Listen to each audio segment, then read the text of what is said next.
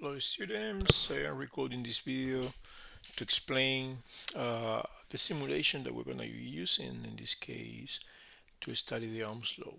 So we're going to use the simulation from PheT circuit construction kit for DC current. And in this case, I show basically what is the structure of this circuit we're going to be using. So basically our circuit have one battery here, which is our power supply, of course. We have this resistor, we have an ammeter, we have a switch to open and close the circuit, and we have this voltmeter connected in parallel with the resistor.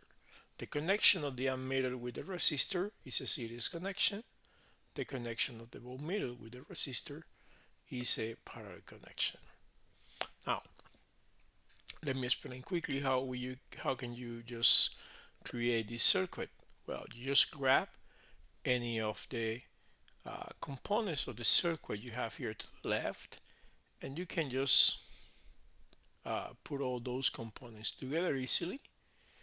You know, you can grab an ammeter from here, from the right side. So it's very easy to complete the circuit. There are even more uh, components in this other part, but you will be good, with the components that we have in this first screen or in the first menu to the left. When you want to cut, if you want to redo your circuit, you just click and cut, whatever component you want to cut. So you can separate your components. It's super easy. Oh, this is going to the right. Now, you can also show here the motion of the electrons or the current, which is what we call conventional. He show you the direction of the current, which is opposite to the direction of the electron. I will show you that later. You also use labels, and you can use values. As you see, we show you here the values of the voltage of the battery, so the electromotive force of the battery, and the resistance of the resistor. If you want to modify the voltage of the battery, you click on the battery, and then with this knob you can adjust whatever voltage you want. So for example, here I have a battery with 1 volt. If I want to later increase the voltage of the battery, I click on the battery, and I can increase the voltage to 2 volts, for example, one like that. We can also modify the voltage, the resistance of the resistor. So I can just go from, of course, very low resistance. So in this case, we have 1 ohm. And I can increase the resistance as much as I want until a maximum resistance of 120 ohms. Always make sure that the voltmeter is touching the ends of the resistor, the end points of the resistor, the end connections of the resistors in both sides. So your voltmeter is connected, in parallel with the resistor. Now, when you close the switch, then you will have a flow of electrons. In this case, we have a very, very small voltage. The flow of the electrons is very, very slow. And this is the magnitude of the electric current. In this ammeter, we are measuring the magnitude of the electric current, that is flowing through the circuit.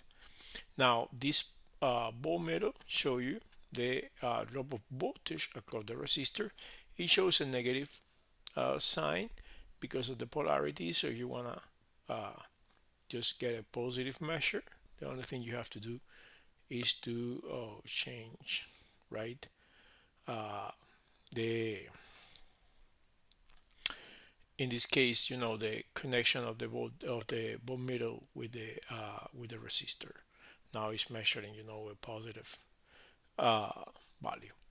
If I increase the voltage of the battery, you will see how now the motion of the electrons turn faster, and also how the current is increased. Also, if you look at what happened with the resistor, there are some bands with different colors. As you change, for example, the resistance of the resistor, you see how the bands are changing the color, because that band or those bands help to identify what is the resistance of the resistor. There is a color code, and I share that color code as part of the class. You can also use conventional, and when you use conventional, what you see is the direction of the current. By convention, the direction of the current was taken from the positive terminal of the battery to the negative terminal of the battery, while the electron, that are the uh, charges that are moving through the circuit, right? The free charges that move through the circuit are really moving from the negative terminal toward the positive terminal of the battery. Well, at the end, this is a very easy practice where you will be modifying. I believe there is just the voltage of the battery, keeping constant the resistance, and you will then measure the current with the ammeter, and later you will be graphing using Microsoft Excel to determine experimentally, the magnitude of the resistance of the resistor. So thank you, and I hope that this video is going to help you to successfully complete this lab.